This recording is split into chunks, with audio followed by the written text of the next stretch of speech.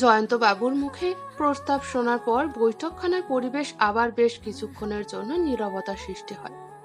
ঋদ্ধিমানও অবাক বিস্ময়ে ভূমির দিকে তাকিয়ে থাকে। প্রায় 2 মিনিট পর সেই নীরবতা ভেঙে প্রেমকৃষ্ণ বাবু, কিন্তু আমি তো ঋদ্ধির সাথে বলে আবার দ্রুতি আর দেবারতির দিকে তাকান। নন্দকিশোর বাবু প্রত্যয়ের মনোভাবের বুঝতে পেরে জয়ন্তবাবুর উদ্দেশ্যে বললেন, দেখো জয়ন্ত, আমাদের সিদ্ধান্তে কিচ্ছু যায় আসে না, আগে ঋদ্ধি আর ভূমি কি চায়। নন্দকিশোর বাবু কথা শেষ হওয়ার আগেই ভূমি বলে ওঠে, আমি আগে একবার ঋদ্ধির সাথে পার্সোনালি কথা বলে নি, তারপর তোমরা ডিসাইড করো কি করবে। উপস্থিত বয়স জ্যেষ্ঠ সকলে সম্মতি জানালে ভূমি ঋদ্ধিকে নিয়ে দোতলায় ঋদ্ধির রুমে চলে আসে। শয়নকক্ষে প্রবেশের সাথে সাথে ঋদ্ধির উত্তেজিত কণ্ঠে ভূমির প্রশ্ন করলো, হোয়াট ইজ দিস ভূমি? আমি তোর কাছ থেকে এটা আশা করিনি। আমার কি দেখে তোর মনে হলো যে আমি তোকে বিয়ে করতে পারি? তুই আমাকে ভুল বুঝছিস, আমার কাছে এটা ছাড়া আর কোনো অপশন ছিল না। Shut up, just shut up. ভুল বোঝাবুঝির আর কি বাকি রেখেছিস তুই? আমি তোকে কোনোদিন ওই চোখে দেখলামই না, আর তোর বাবা বিয়ের সম্বন্ধ নিয়ে চলে এলো। আমার কি মনে হচ্ছে বলতো? ঋদ্ধি ওর একটা হাত মুষ্টিবদ্ধ করে দেওয়ালের উপর একটা সজোরে খুশি মারে। আচ্ছা তুই আগে শান্ত হ, আমাকে পুরোটা বলতে তো দে। কি বলবি তুই? তোর বলার মুখ আছে? আগে শোন, তারপর না হয় যাচাই করিস আমি কোনো অপরাধ করেছি কিনা। ঋদ্ধি নিজেকে কিছুটা শান্ত করার চেষ্টা করে, একটা দীর্ঘশ্বাস ছেড়ে বলল, ওকে বল কি বলবি, শোনার পরই না হয় যাচাই করব। রুমের পরিবেশ এখন ঋদ্ধিমানের ক্রোধের আগুনের উত্তাপের থেকে সামান্য মুক্তি পেলেও প্রকৃতির উষ্ণতার ছোঁয়ার থেকে মুক্তি পায়নি। তবে খোলা জানালার ওপার থেকে আসা নাতিশীতোষ্ণ বাতাসের মৃদু স্পর্শে রুমের পরিবেশটা বেশ রোমাঞ্চকর হয়ে উঠেছে। রুমের সিলিং এ ঝুলন্ত ইলেকট্রিক পাখার গতিবেগ বৃদ্ধি করে ঋদ্ধিমান বিছানার উপরে পাশ বালিশটা কোলে নিয়ে বাবু হয়ে বসে পড়ল। এবার শুরু কর তোর কাহিনী। ভূমি একটা দীর্ঘশ্বাস ছেড়ে বলতে শুরু করে, তুই তো জানিস আমার বাবা অর্থের প্রাচুর্যে অহংকারী, যদিও বাবার শিক্ষায় শিক্ষিত হয়ে আমিও তাই ছিলাম। এখন তুই ভাববি আমি ছিলাম কেন বলছি, তুই নিজেই আমার সেই অহংকারী সত্তাটার সাথে পরিচিত। তুই আসল ম্যাটারটায় আয় তো, একটু ধৈর্য ধর, সবই বলছি তো। ওকে বল শুনি। আমি আসলে ব্যাঙ্গালোরের একটা কর্পোরেট ফিল্মে জব করছি, সেটা তো জানিস। ওখানেই আমার কেটির সাথে পরিচয়। এই এই কেটিটা আবার কে? ঋদ্ধিমান নাক কুচকে প্রশ্ন করে, আমার বয়ফ্রেন্ড। ও আসলে তামিলনাড়ুর ছেলে, খুব ভালো জানিস তো, ভীষণ ব্রিলিয়ান্ট।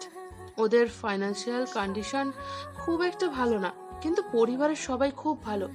আমি 2 মাস আগে কেটির সাথে ওদের বাড়ি গিয়েছিলাম, এত আপন করে নিয়েছিল না আমাকে, আমি বলে বোঝাতে পারবো না।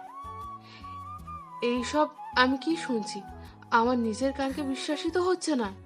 ভূমি, তোর মতো একটা মেয়ে, সে সোনার চামচ মুখে নিয়ে জন্মেছে, সব সময় 5 স্টারে ডিনার করার স্বপ্ন দেখেছে, সেই কিনা অর্থ ছেড়ে ভালোবাসাকে দাম দিচ্ছে। এটা ইয়ার্কি মারার সময় নয় রীতি, আমি কেটিকে খুব ভালোবাসি। হ্যাঁ এটাও ঠিক, ও দেখতে খুব একটা ভালো নয়, কিন্তু যথেষ্ট শিক্ষিত, তার সাথে ওর মনটাও খুব ভালো। আমি মানছি একটা সময় ছিল যখন আমার কাছে সৌন্দর্য, অর্থ এইগুলোর গুরুত্ব বেশি ছিল, কিন্তু কেটি আর ওর পরিবার আমাকে সেটা ভুল প্রমাণিত করেছে। আচ্ছা তাই কেটির পুরো নামটা কি? ভিল্লপুরাম কার্তিক ত্রিভেন উডদেয়ার। ও মাই গড, এত বিশাল নাম রে। ওই ওই কেটি ঠিক আছে, তা তুই কেটির সাথে কথা বলিস কোন ল্যাঙ্গুয়েজে? কেন হিন্দিতে? ও খুব ভালো হিন্দি বলতে পারে। জানিস ঋদ্ধি, ওর থেকে আমি তামিল ল্যাঙ্গুয়েজটাও শিখে নিয়েছি, তাই ওদের বাড়ি যখন গিয়েছিলাম আমার খুব একটা সমস্যা হয়নি। তাহলে ইডলি ধোসাও বানানো শিখে নিবি, বিয়ের পর ব্রেকফাস্ট বানাতে হবে তো নাকি? সেইখানেই তো সমস্যা। আবার সমস্যাটা কোথায়? ইডলি ধোসা বানাতে? ঋদ্ধি হাসতে থাকে। ফের শুরু করলি তুই? আচ্ছা বেশ বেশ, বল সমস্যা কোথায়? তোকে আগেই তো বললাম ওদের ফাইন্যান্সিয়াল কন্ডিশনটা খুব একটা ভালো না, আর অন্য স্টেটের, তাই বাবা কোনোদিন মেনেই নেবে না। তুই আঙ্কেলকে এই নিয়ে কিছু বলেছিলি আদৌ? হ্যাঁ, বলতে গিয়েছিলাম, যেই শুনেছে আমার অফিস কলিগ আর সাউথ ইন্ডিয়ান, আমাকে আর কিচ্ছু বলার সুযোগ দেয়নি। তারপর তারপর আর কি, তোর সাথে বিয়ের কথা বললো, তাই আমি না করিনি। আমি ভাবলাম তোকে বিয়ে ইম্পসিবল। ভূমির কথা শেষ হওয়ার আগেই রিধি উচ্চ স্বরে বলে উঠল, আরে রাগ করিস না ভাই, আগে আমার কথাটা তো শোন। তোকে বিয়ে করতে বলছি না, আমি বলতে চাইছি তোর সাথে বিয়ের কথা এগোলে তুই বিয়েতে সম্মতি জানাবি, কিন্তু বিয়ের ডেট ফিক্সড করতে চাইলে কিছুদিন সময় চেয়ে নিবি। সেই সময়টায় বাবাকে আমি বোঝাবার আর আরেকটু সময় পেয়ে যাব। না হলে বাবা অন্য কোথাও বিয়ের সম্বন্ধ ঠিক করলে আমি আর এই সুযোগটাও পাবো না। কিন্তু আঙ্কেল যদি না মানে তাহলে কি হবে? তাহলে আর কি, আমাকেই বিয়ে করে নিবি। খুন বুঝিস? খুন খুন, তোকে মেরে তোর লাশটা গঙ্গার জলে ভাসিয়ে দেব। আর একবার আমাকে বিয়ের কথা বললে। কেন রে? ওই মেয়েটির জন্য? ওই মেয়েটি? কথাটা শুনে ঋদ্ধি বিস্ময় ভরা নয়নে ভূমির দিকে তাকালো। ভূমি বলে, ঋদ্ধি এখন প্রেমটা না আমিও করি জানিস, তাই বিষয়টা আমার চোখ এড়ায়নি। কোন মেয়েটি শুনি? বৈঠকখানায় সদ্য বিবাহিতা নারীটির পাশে এক অপরূপ সুন্দরী কন্যা, পরনে লাল কুর্তি, মাথায় কোকড়ানো চুল, চোখে মুখে বেশ শৈশবের চিহ্ন স্পষ্ট, জল ভরা নয়নে দাঁড়িয়েছিল। হোয়াট? দুটি কাঁদছিল? কি বলছিস তুই? আমি একটু আসছি। ঋদ্ধিমান উত্তেজিত হয়ে বিছানা ছেড়ে উঠতে গেলে ভূমি ওর হাতটা ধরে টেনে ফের বসিয়ে বলে, এত তাড়াহুড়ো করিস না। আমার মনে হয় প্রেম আঙ্কেল তোর সাথে ওই মেয়েটির বিয়ে দিতে চান। বাবা যখন বিয়ের প্রস্তাবটা রাখলেন তখনই আমি দেখেছি আঙ্কেল মেয়ে দুটির দিকে তাকিয়েছিলেন।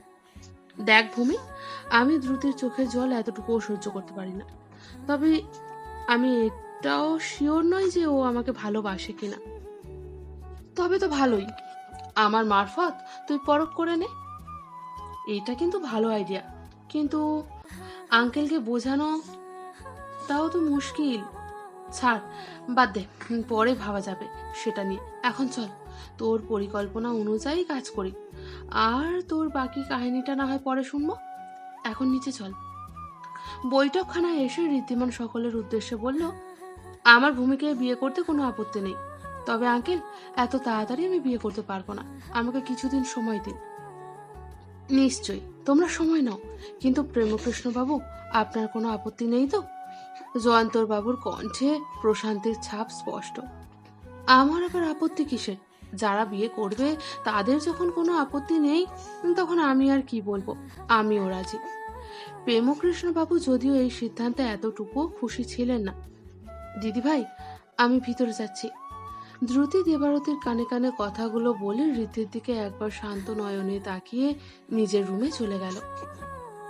যদিও দ্রুতির চোখের কাজল যে গলে গেছে সে দৃশ্য ঋদ্ধিমানের নজর এড়ায়নি। ঋষভ ঋদ্ধিমানের পাশে এসে দাঁড়িয়ে নিচু কণ্ঠে প্রশ্ন করলো, ভাই কি এসব? হ্যাঁ, তুই বিয়ে করতে রাজি হয়ে গেলি? দাদা ভাই, আর কোনো অপশন ছিল না ভূমির হাতে, আমি শুধু ওকে হেল্প করছি, পরে আমি সবটা বলবো। আমি তাহলে এবার উঠি? জয়ন্তবাবু চেয়ার ছেড়ে উঠে দাঁড়ালেন। না না, আপনি এই দুপুর বেলায় না খেয়ে কোথাও যাবেন না, মেঘমালা দেবী জয়ন্তবাবুর উদ্দেশ্যে বললেন। জয়ন্তবাবু, না সেটা অন্য একদিন, আজ একটু কাজ আছে কলকাতায়। মেঘমালা দেবী বলেন, তাহলে ভূমি বরং থাক কয়েকদিন এইখানে। নন্দকিশোর বাবু বলেন, হ্যাঁ হ্যাঁ, সেই ভালো, ও না হয় থাকুক। দাদু ভাই, আমি আসলে এখন কয়েকদিন কলকাতাতেই আছি, আমাকে অফিস থেকেই এখানে পাঠিয়েছে, আমি অন্য একদিন না হয় আসবো। নন্দকিশোর বাবু বলেন, এইভাবে কিছু না খেয়ে আমরা ছাড়বো না, যতই কাজ থাকুক। তাছাড়া আজ তো রবিবার, কাজের বাহানা শুনছেই না। অজ্ঞতা। জয়ন্তবাবু বললেন, ঠিক আছে, আমরা লাঞ্চ করেই যাব। প্রেমকৃষ্ণ বাবু বলেন, সেই ভালো। দ্রুতি, দরজাটা খোলো না। দ্রুতি, সেই দুপুর থেকে দরজা বন্ধ করেছিস, কিচ্ছু খাসনি। দরজাটা খোল না বোন আমার। দরজাটা। দ্রুতির রুমের দরজার বন্ধ। বারবার ধাক্কা মারতে থাকে দেবারতী। কি হয়েছে বৌমনি? ঋদ্ধিমানের কণ্ঠস্বর শুনে দরজা ধাক্কানো বন্ধ করে দেবারতী ঋদ্ধিমানের উদ্দেশ্যে বলল, দেখো না, সেই যে বৈঠকখানা থেকে এলো তারপর দিয়ে ঘর থেকে আর বেরই হয়নি, কিছু খায়ও নি। আমার খুব চিন্তা হচ্ছে। কিছু ভেবো না, আমি দেখছি, তুমি সরো। তুমি আর কি দেখবে? তুমি তো তোমার ভূমিকেই দেখো। বৌমনি, তুমিও আমাকে ভুল বুঝছো। এখানে ভুল বোঝাবুঝির কি আছে? তোমার আচরণ দেখে আমি ভেবেছিলাম তুমি ঠিকই ভেবেছিলে আমি দ্রুতিকেই ভালোবাসি আর ওকেই বিয়ে করব। তুমি নিশ্চিন্তে থাকো, তোমার বোনই তোমার যা হবে।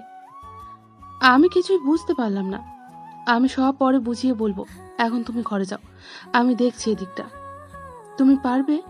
ওর রাগ তুমি জানো না। আমি পারবো, তুমি নিশ্চিন্তে থাকো। দ্রুতি, প্লিজ দরজাটা একবার খোলো না, প্লিজ খোলো। দ্রুতির রুমের দরজার পাল্লায় অনবরত ধাক্কা মারতে থাকে ঋদ্ধিমান। দ্রুতি, অ্যাটলিস্ট সাড়া তো দাও। দেখো, সন্ধ্যা হয়ে গেছে, প্রায় 6টা বাজতে চলল। বেশ কয়েকবার একইভাবে ডাকার পরেও দ্রুতির কাছ থেকে কোনো রকম প্রত্যুত্তর না পেয়ে দরজার পাল্লার উপর সজোরে একটা পদাঘাত করে ঋদ্ধিমান। এবার সত্যিই ওর ভীষণ চিন্তা হচ্ছে দ্রুতির জন্য। ঋদ্ধির মুখমণ্ডলের উপর অল্প অল্প ঘাম জমতে শুরু করেছে। দরজার উপর এতবার আঘাত করার ফলে 2 হাতের তালু উষ্ণ হয়ে হালকা চিটচিটে অনুভব হচ্ছে। মনটা যথেষ্ট আকুল হয়ে উঠেছে ঋদ্ধিমান। 2 হাতের 10 আঙুল নিজের মাথার কেশ রাশির মধ্যে চালিয়ে দেয়। ও আপন মনে বলে, কাম ডাউন ঋদ্ধি, কাম ডাউন। এত সহজে তোর হার মানলে চলবেই না। বিষয়টা একটু বুদ্ধি করে ঠান্ডা মাথায় হ্যান্ডেল করতে হবে। দ্রুতি, এবার সবাই কিন্তু চলে আসবে, আর ছেলে মানুষ করো না। দরজাটা খোলো, সবাই কিন্তু চিন্তা করছে। দরজার পাল্লার উপর এবার মৃদু কয়েকটা টোকা মেরে বলে ঋদ্ধিমান, কি হয়েছে? তখন থেকে কেন বিরক্ত করছেন? আমি এখন ঘুমাচ্ছি, চলে যান এখান থেকে, ডিস্টার্ব করবেন না। রুমের ভেতর থেকে দ্রুতির কণ্ঠস্বর কর্ণগোচর হতেই ঋদ্ধিমানের মনের মধ্যে চলতে থাকা উৎকণ্ঠার ঝড়টা এক নিমিষেই শান্ত হয়ে গেল। তুমি কি আমার উপর রাগ করেছো দ্রুতি? বন্ধ দরজার পাল্লাদ্বয়ের সংযোগস্থলের উপর মাথাটা ঠেকিয়ে শান্ত কণ্ঠে প্রশ্ন করল ঋদ্ধিমান। যদিও এবার কোনো উত্তর আসে না। বেশ কিছুক্ষণের নীরবতা ভেঙে ঋদ্ধিমান আবার প্রশ্ন করল, ভূমিকে নিয়ে কি তোমার মনে কোনো রকম ঈর্ষার সৃষ্টি হয়েছে? আপনি কি যাবেন এখান থেকে? খুব খারাপ হয়ে যাবে বলে দিলাম, আমার মাথা গরম করে দেবেন না। রুমের ভিতর থেকে দ্রুতির রাগান্বিত কণ্ঠস্বর ভেসে আসে। সে তো আমি যাবই, তবে তার আগে আমার উত্তর চাই। উত্তর না নিয়ে আমি কোথাও যাচ্ছি না। ঋদ্ধিমানও হাল ছাড়ার ছেলে নয়, ও শেষ অবধি চেষ্টার কোনো ত্রুটি রাখল না। তুমি দরজাটা খুলবে নাকি আমি বাড়ির সবাইকে ডেকে আনবো? দ্রুতি আর কোনো প্রত্যুত্তর না করে দ্রুত দরজার সামনে এসে ছিটকিনিটা খুলে দিতেই দরজার পাল্লায় ঋদ্ধিমান নিজের কপাল স্পর্শ করিয়ে রাখার জন্য ঘটনার আকস্মিকতায় নিজের টাল সামলাতে না পেরে দ্রুতিকে সাথে নিয়ে রুমের ভিতরে লাল মেঝেতে লুটিয়ে পড়ে। ঋদ্ধিমানের সুঠাম দেহের সমস্ত ভার এখন দ্রুতির কোমল শরীরের উপর। ঋদ্ধিমানের ভরাট পুরুষালী ওষ্ঠযুগল নিজের অজান্তেই দ্রুতির ফর্সা নরম গাল স্পর্শ করেছে। দ্রুতির শরীরের সমস্ত স্নায়ুগুলো যেন নিজেদের দক্ষতা হারিয়েছে। সমস্ত শিরা ধমনী দিয়ে যেন ঠান্ডা রক্তের স্রোত বয়ে চলেছে। নিজের কাজল কালো চোখ দুটো তীব্রভাবে বন্ধ করে নেয় দ্রুতি। ঋদ্ধিমানের গরম নিঃশ্বাসে শিহরণ বয়ে যায় ওর প্রতিটা অঙ্গে। ঠিক কতক্ষণ পর জানা নেই, তবে দুজনেরই হুঁশ ফেরে খোলা জানালার পাশ দিয়ে উড়ে যাওয়া বাসায় ফেরত পাখির ডাকে। আই এম সো সরি, আমি বুঝতে পারিনি। দ্রুতির শরীরের উপর থেকে নিজের শরীরটাকে তুলে দেয় ঋদ্ধিমান। দ্রুতি কোনো রকমে উঠে দাঁড়িয়ে নিজের গালে হাত ঘষতে ঘষতে লজ্জা মেশানো ক্রুদ্ধ নয়নে ঋদ্ধিমানের দিকে তাকিয়ে থাকে। আবারও বেশ কিছুক্ষণে নিস্তব্ধতা গ্রাস করে রুমের পরিবেশটাকে। ঠাকুর ঘর থেকে আগত শঙ্খধ্বনির পবিত্র শব্দ মধ্যে ঘোর কাটে দুইজনের। আপনার আমার ঘরে কি চাই? বেরিয়ে যান এখান থেকে। কিন্তু আমার দোষ না জেনে আমি তো কোথাও যাব না। আমি অবোধ শিশু নই ঋদ্ধিবাবু। সেই দিনের সব কথাই আমার মনে আছে। আপনি এই রকম আমি আশা করিনি। ঠিক কি রকম বলো তো? ঋদ্ধির ঠোঁটে দুষ্টু হাসি খেলে যায়। আমার ভালো লাগছে না, আপনি বেরিয়ে যান প্লিজ। তোমার রাগ হচ্ছে? তার মানে তোমার মনেও প্রেম রোগের ছোঁয়া লেগে গেছে, কি বলো? ঋদ্ধিমান এক পা করে দ্রুতির দিকে এগিয়ে আসতে থাকলে দ্রুতি ঋদ্ধিমানের দিকে আরো এগিয়ে গিয়ে ওকে সজোরে একটা ধাক্কা মারে। বেরিয়ে যান বলছি আমার ঘর থেকে।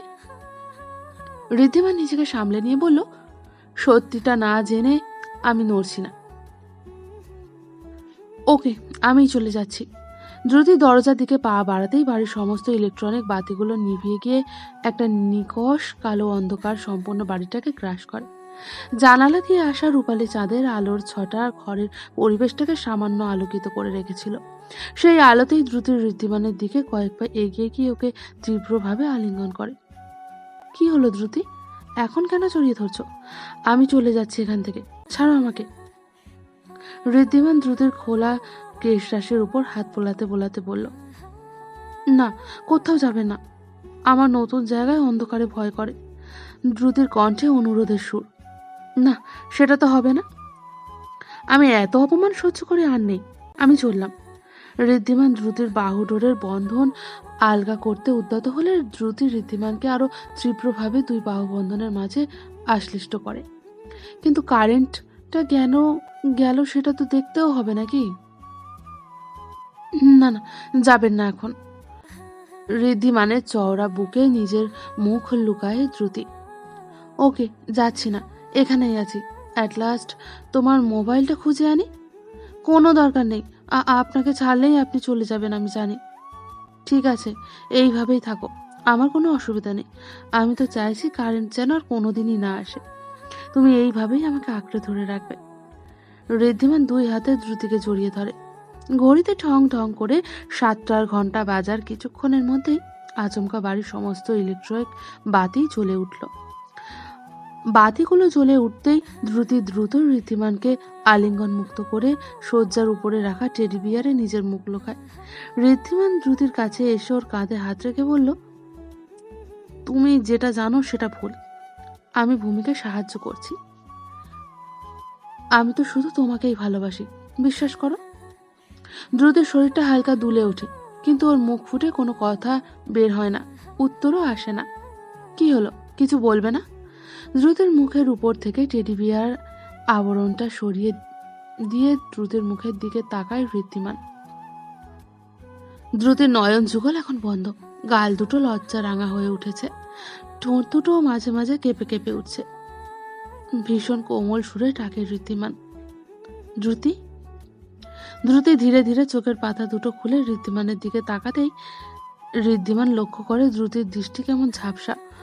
অশ্রুধারা নয়ন চুইয়ে গাল বেয়ে করিয়ে আসতেই ঋদ্ধিমান দ্রুতিকে নিজের দুই বাহু ডোরে আবদ্ধ করে। হোয়াট ইজ গোয়িং অন ঋদ্ধি? ঋষভের ক্রুদ্ধ কণ্ঠস্বর শুনে দ্রুতিকে দ্রুত আলিঙ্গন মুক্ত করে ছিটকে কয়েক পা সরে আসে ঋদ্ধিমান। দাদা ভাই, আমি আসলে। থাক ঋদ্ধি, আমাকে আর কিচ্ছু বলতে হবে না। তোর কোনো অধিকার নেই দ্রুতির মতো একটা মেয়েকে ঠকানোর। দাদা ভাই, বিশ্বাস কর, আমি কাউকে ঠকাইনি। আমি তো শুধু। Shut up, just shut up. তুই তো তোর ইচ্ছেই আজকে দুপুরের সকলের সামনে জানালি তোর মনের জটিলতা বোঝার ক্ষমতা দ্রুতির মতো একটা সরল মেয়ে নেই। আর আমি চাই না তোর জন্য এই মেয়েটা কষ্ট পাক। দাদা ভাই, আমি ভূমিকে সত্যি বিয়ে করতে চাই না। আমি শুধু ওকে হেল্প করছি, ট্রাস্ট মি। তুই সত্যি বলছিস? হ্যাঁ, আমি সত্যি বলছি। আমি তোকে সব পরে খুলে বলবো। দেন ওকে। ঋষভ মৃদু হাসে। কিন্তু তুই এখন এখানে? কারেন্টের কি হয়েছিল? লোডশেডিং, আর ইনভার্টারটাও কাজ করছে না, তাই কারেন্ট আসার অপেক্ষা করতে হলো। বুঝলাম, কিন্তু তুই এই ঘরে এলি এখন? দেবারতী বলল দ্রুতি নাকি নতুন জায়গায় অন্ধকারে ভূতে ভয় পায়। এটা সত্যি। ঋদ্ধি হালকা হেসে প্রশ্নসূচক দৃষ্টিতে দ্রুতির দিকে তাকালে দ্রুতি দৌড়ে রুম থেকে বেরিয়ে চলে যায়। ভাই, তুই সত্যি এই মেয়েটাকে কষ্ট দিবি না তো? ঋষভ ঋদ্ধিমানের কাছে এগিয়ে এসে ওর হাতের উপর হাত রেখে কথাগুলো বলে। প্রমিস করছি দাদা ভাই, আমি কাউকে কষ্ট দেব না। আর এই পাগলিটাকে একে তো কোনো দিনই কষ্ট দেব না, তুই নিশ্চিন্তে থাক। এক নতুন সূর্যোদয়ের সাথে সাথে নতুন প্রভাতের শুরু। উন্মুক্ত জানালার বাইরে থেকে এক চিলতে প্রভাতের সৌরভ মাখানো সূর্যের কিরণ মুখের উপর পড়তেই নিদ্রাভঙ্গ হয় দ্রুতির। আজ থেকে ইউনিভার্সিটিতে ক্লাস শুরু হবে। মনের মধ্যে একটা ভয়াতুর উন্মাদনা কাজ করছে ওর। বিছানা ত্যাগ করে স্নান ঘরে গিয়ে সম্পূর্ণ প্রস্তুত হয়ে নিচে নেমে আসে দ্রুতি। ভোজন কক্ষে প্রবেশ করে দেখে টেবিলে প্রাতরা সুন্দর করে সাজিয়ে রাখছে দেবারতী। দ্রুতি এগিয়ে গিয়ে একটা চেয়ার দখল করে বসার কয়েক মিনিটের মধ্যে বাকি সকল সদস্যরাও সেখানে এসে উপস্থিত হয়। সকলের মধ্যে মণিমালা দেবীর অনুপস্থিতির কারণ জানতে দেবারতীকে নিজের কাছে ডেকে নিয়ে নিচু স্বরে প্রশ্ন করল দ্রুতি। দিদি ভাই, ওই বুড়িটা কোথায় রে? দেবারতী নিজের ঠোঁটের উপর আঙুল রেখে দ্রুতিকে চুপ করতে ইঙ্গিত করলে দ্রুতি মুখের বিরক্তির ছাপ এনে বলল, বল না বাবা। গঙ্গার ঘাটে সূর্য প্রণাম করছেন, দেবারতী নিচু স্বরে উত্তর দেয়। তা দুতি মা, আজ এত সকাল সকাল ইউনিভার্সিটিতে ক্লাস শুরু হচ্ছে মনে হচ্ছে নাকি? প্রেমকৃষ্ণ বাবু প্রশ্ন করলেন। দ্রুতির একটু দেরিতে ওঠাই অভ্যাস। সবার সাথে সকালে প্রাতরাশের সময় দ্রুতির দেখা মেলে না, তাই আজ দ্রুতিকে সকলের সাথে প্রাতরাশ করতে দেখে একটু অবাকই হয়েছেন প্রেমকৃষ্ণ বাবু। হ্যাঁ আঙ্কেল, আজ থেকেই ক্লাস শুরু, মিষ্টি হেসে প্রত্যুত্তর করে দ্রুতি। তাই ভাবি, আজ সূর্যদেব কি ভুল দিক থেকে উঠলেন নাকি? দ্রুতির দিকে না তাকিয়ে কফির কাপে একটা চুমুক দিয়ে ঠোঁটের কোণে একটা হালকা হাসি এনে কথাটা বলল ঋদ্ধিমান। আমার উঠতে ইচ্ছে করে না, তাই আমি উঠি না, তাতে আপনার কি?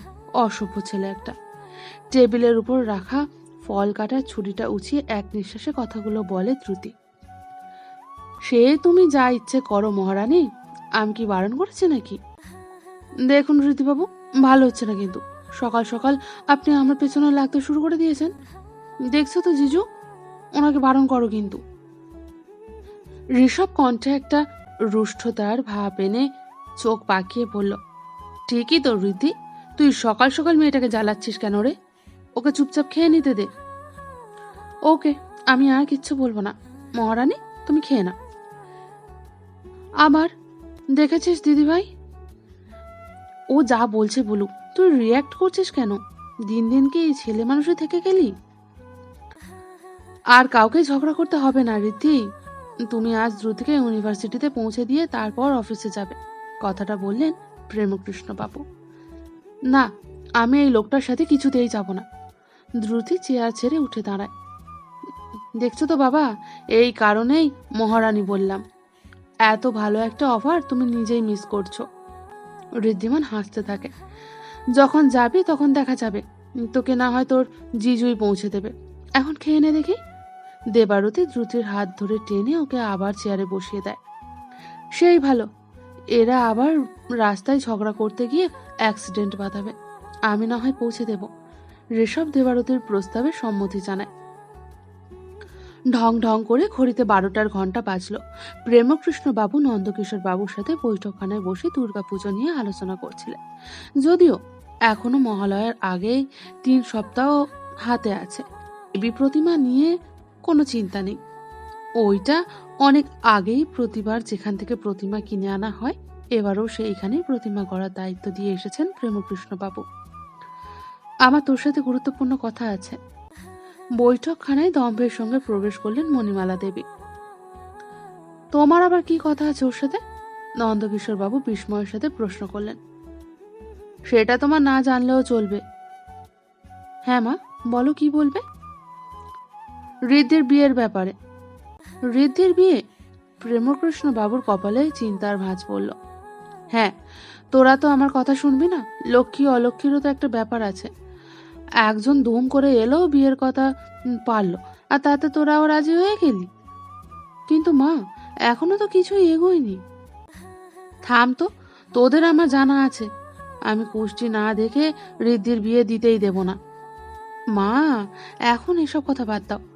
আর 3 সপ্তাহ বাদ মহালয়া, কত কাজ আছে বলো তো। আমাদের বাড়িতে কত বড় করে পুজো হয়, কত লোকজন আসে। এবার তো ঋষভের শ্বশুর বাড়ির সবাইকে আসতে বলবো ভাবছি। অনেক দায়িত্ব, তার উপর না হয় ঋদ্ধির বিয়ের কথাটা চিন্তা করা যাবে। হ্যাঁ, আমার কথা তো শুনবি না, খারাপ তো লাগবেই। আমি আর কিছুই বলবো না, তোরা যা ইচ্ছে কর। মণিমালা দেবী কচকচ করতে করতে বৈঠকখানা থেকে বেরিয়ে চলে গেলেন। সত্যি, এই মহিলাকে নিয়ে আর পারা গেল না। নন্দকিশোর বাবু একটা দীর্ঘশ্বাস ছাড়লেন।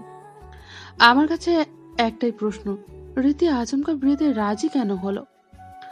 আমি এই কয়দিনে যা দেখেছি তাতে মনে হয়েছে নাথ বৌমার বোনের প্রতি ওর একটা দুর্বলতা আছে। আমাকেও বিষয়টা যথেষ্ট ভাবাচ্ছে বাবা।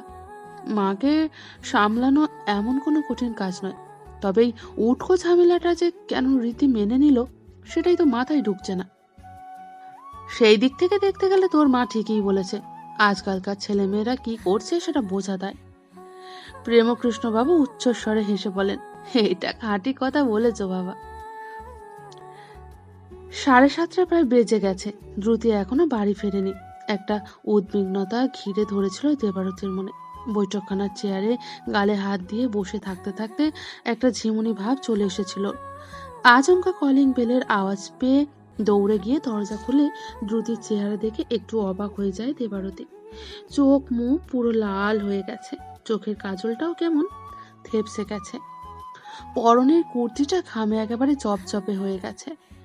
কিরে, এইরকম দেখাচ্ছে কেন তোকে? দেবারতীর কণ্ঠে উদ্বেগের স্পষ্ট ছাপ। উফ, কি কক্ষণে যে নয়নার কথায় ভিক্টোরিয়ায় যেতে রাজি হয়েছিলাম রে দিভাই। কি গরম, আর তার সাথে কি ভিড়। এত লোককে আজই যেতে হবে? দেরিটা কেন হলো বলবি তো নাকি? রাস্তার জ্যামে, আর বাসেও সেই ভিড়। জিজুরা ফিরে গেছে? হ্যাঁ, এই কিছুক্ষণ আগে। সেই জন্যই তো আরো চিন্তা হচ্ছিল, ওরা ফিরে গেল আর তুই ফিরলি না। ওসব বাদ দে, তুই ঘরে গিয়ে আগে পরিষ্কার পরিচ্ছন্ন হয়ে নে তো, আমি খাবার নিয়ে আসছি। দ্রুতি আর কোনো কথা না বাড়িয়ে রুমের দিকে রওনা দেয়। স্রোতস্বিনী নদী গঙ্গার এক ফালি রূপালী চাঁদের আভা মেখে নিজস্ব ছন্দের বয়ে চলেছে। জানালার সামনে দাঁড়িয়ে সেই দৃশ্যই উপভোগ করছিল দ্রুতি। শরীরটা যথেষ্ট ক্লান্ত, মাথার খোলা কেশরাশিগুলো মৃদু বাতাসের স্পর্শে দুলে উঠছে। পরনের হলুদ শিফনের ফ্রকে দ্রুতিকে যেন কোনো নাম না জানা রাজ্যের অপরূপ মায়াবী রাজকন্যাতে পরিণত করেছে। রুমের দরজার সামনে এসে কয়েক মুহূর্তের জন্য থমকে দাঁড়িয়ে পড়ে ঋদ্ধিমান। হারিয়ে যায় দ্রুতির ওই রূপের মাধুর্যে। মায়াবিনীর মায়াজালে হারিয়ে যেতে যেতেই ভুলে যায় দ্রুতির স্বয়ংকক্ষের আগমনের হেতু। হৃদয়ের কোনায় মোচড় অনুভব করে ঋদ্ধিমান। স্বচ্ছ কাঁচের বাটিতে ধোয়া ওঠা চাউমিনের উষ্ণ ছোঁয়ায় ফিরে আসে বাস্তব প্রেক্ষাপটে। কে তুমি সুন্দরী? আবারও আমাকে হিতাহিত বোধ শূন্য করলে? কেন জড়ালে আমাকে তোমার মায়ায়, তোমার মায়ার জালে? নিজের অজান্তে হৃদয়ের মণিকোঠায় বহু যত্নে লুকিয়ে রাখা কথাগুলো কণ্ঠ হইতে নিঃসৃত হয়ে যায় ঋদ্ধিমানের। দ্রুতি কাছ থেকে কোনো রকম প্রত্যুত্তর না পেয়ে বেডে লাগোয়া টেবিলের উপর চাউমিনের বাটিটা রেখে দ্রুতির পৃষ্ঠদেশে অবাধ্য ছন্দে খেলা করতে থাকা কেশরাশিগুলোকে একপাশে সরিয়ে কাঁধের উপর মৃদু স্পর্শ করে শান্ত কণ্ঠে প্রশ্ন করল ঋদ্ধিমান, কি হয়েছে তোমার? Mood off? জানালার দিকে থেকে দৃষ্টি না সরিয়ে দ্রুতি নিজের মাথাটা রেখে দেয় ঋদ্ধিমানের চওড়া বক্ষদেশে। আজ কি হলো তোমার? আমাকে কাছে টেনে নিচ্ছ? দ্রুতিকে নিজের বাহুডোরে আবদ্ধ করে কোমল স্বরে প্রশ্ন করল ঋদ্ধিমান। কিছু না, এমনি। দুই চোখের পাতা ধীরে ধীরে বন্ধ করে নেয় দ্রুতি। খেয়ে নেবে চলো, তোমার চাউমিনটা কিন্তু ঠান্ডা হয়ে যাচ্ছে। আমার কিছু খেতে ইচ্ছে করছে না, আমার ভীষণ ঘুম পাচ্ছে। ওকে, নো প্রবলেম, ঘুমিও, কিন্তু তার আগে খেয়ে তো নাও। তাতে ডিনার না করো ক্ষতি নেই, না খেয়ে ঘুমোলে কিন্তু চলবে না। আপনি খাবারটা আনলেন? দিদিভাই কোথায়? বৌমনেই আনছিল, ব্যালকনিতে দেখা হয়ে গেল আমার সাথে, তাই আমি বৌমনির হাত থেকে খাবারটা নিয়ে এলাম। ভালো করেছেন। আমার এমনিতেও আপনাকে একটা জিনিস দেখানোর আছে। জিনিস? কি জিনিস? মোবাইলে আছে। দ্রুতি নিজেকে ঋদ্ধিমানের বাহু বন্ধনী থেকে মুক্ত করে টেবিলের উপরে রাখা নিজের মোবাইলটা হাতে তুলে নেয়। কি আছে মোবাইলে?